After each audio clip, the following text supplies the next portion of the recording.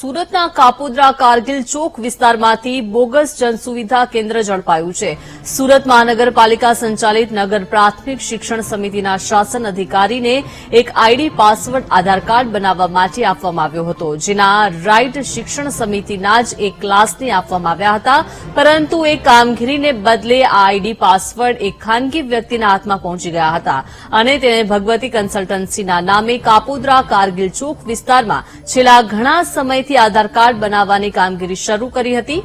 કોઈપણ પરવાનગી વગર આ આધાર કાર્ડ બનાવવામાં આવતા હતા, જેની ફરિયાદ જિલ્લા કલેક્ટર સુધી પહોંચી હતી અને પૂરા મામલતદાર આ સમગ્ર કેસમાં તપાસ કરતા બોગસ જન સુવિધા કેન્દ્ર મળી આવ્યું હતું, જેના આધારે હાલ કાપોદ્રા પોલીસ સ્ટેશનમાં ફરિયાદ નોંધવામાં આવી છે. છેલ્લા કેટલાય સમયથી કેટલા આધાર કાર્ડ અહીંયાથી ઇસ્યુ થયા છે તે દિશામાં હાલ તપાસ શરૂ કરવામાં આવી છે.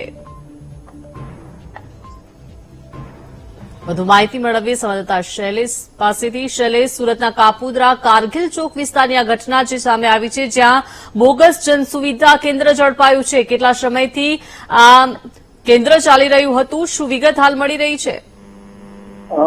સુરતના કાપોદ્રા વિસ્તારમાં જે યોગી ચોક, કિરણ ચોક વિસ્તાર છે, ત્યાંથી આ બોગસ જન સુવિધા કેન્દ્ર ઝડપાયું છે. છેલ્લા ઘણા સમયથી આ બોગસ જન સુવિધા કેન્દ્ર ચાલતું હતું. સૌથી આશ્ચર્યની વાત એ છે કે સુરત જિલ્લા કલેક્ટર કચેરી દ્વારા જે છે એ સુરતના નગર પ્રાથમિક શિક્ષણ સમિતિના જે શાસનાધિકારી છે તેમને એક સત્તા આપવામાં આવી હતી, એક પાસવર્ડ આપવામાં આવ્યો હતો કે તેઓ આધાર કાર્ડ કાઢી શકે એને માટેની આ સુવિધા ઉપલબ્ધ કરવામાં આવી હતી. એ તમામ રાઇટ છે તે શિક્ષણ સમિતિના એક કારકુનને આપવામાં આવ્યા હતા, પરંતુ આ જન સુવિધા કેન્દ્રના સંચાલક સુધી તે પાસવર્ડ અને રાઇટ પહોંચી ગયા હતા અને ઘણા સમયથી આ ડુપ્લિકેટ જન સુવિધા કેન્દ્ર ચાલતું હતું. જે મામલે સુરત જિલ્લા કલેક્ટરે તાબડતોબ આ સમગ્ર મામલે પૂર્ણ મામલતદારને તપાસ સોંપી હતી અને તેમાં આ બોગસ જન સુવિધા કેન્દ્ર મળી આવ્યું છે. હાલ પોલીસ ફરિયાદ કરી અને સમગ્ર ઘટનામાં તપાસ શરૂ કરવામાં આવી છે.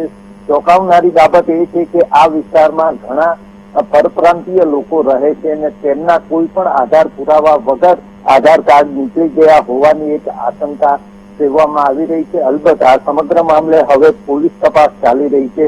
પોલીસ તપાસમાં વધુ ઘટસ્ફોટ થાય તેવી શક્યતાઓ દેખાઈ રહી છે. જી આભાર શૈલેષ, વિગત આપવા બદલ.